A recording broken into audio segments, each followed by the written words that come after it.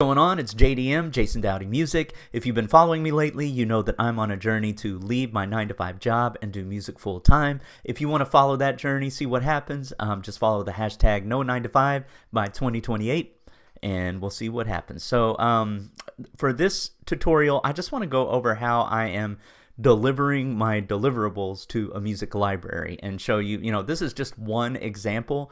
Every music library is going to have their own requirements, their own, asks that they have.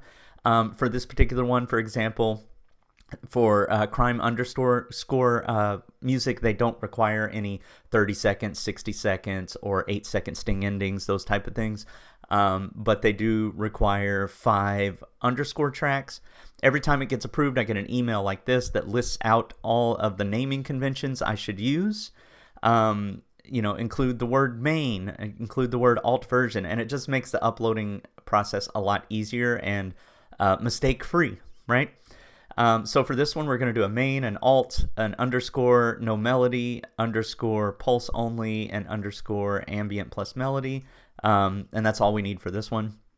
And then for the stems, I'm using these in particular phrases and words to group my tracks together. I've already exported them and have a naming convention for when I export them to make it easy. There's an earlier video if you want to check that out, if you want to see how that was done.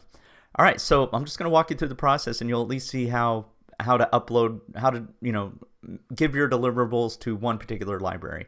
This one's kind of really convenient, like you're not dealing with a lot of folders and uploading through folders and having long naming conventions and things like that. So this one's pretty cool. They've got their stuff down. So all I do is, you can see this track was approved.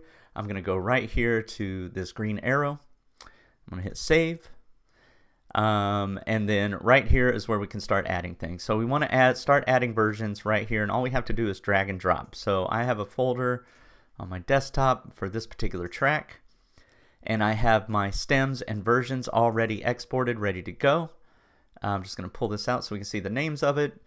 All right, so we're going to do the main first. Well, the main's actually already there because that's the one that got approved, so we're just going to pull in the alternate version. And you can see there's a mistake already. So when I exported this, I did not say alt version, I just said alt.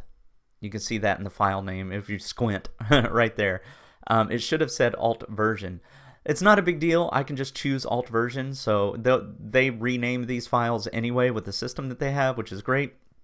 But if you want to save time and make it even more, mistake proof, make sure that you're naming the files in exactly the way they're asking for. All right, so there's one version,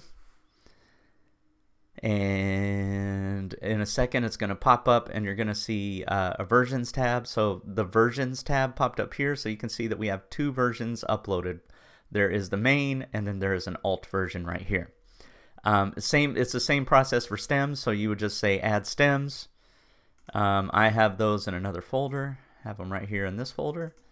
So we're just going to, add bass first. And see how it automatically selected bass because I had bass in my file name.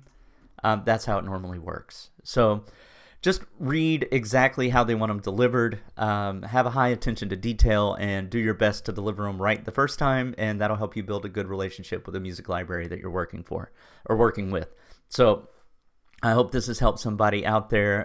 If it has, cool, let me know. Just put something in the comments to let me know. Or if you have a different experience with music libraries that you're working with, let me know that as well. I'm curious how other music libraries do it because this is the only one I'm really working with right now. All right, cool.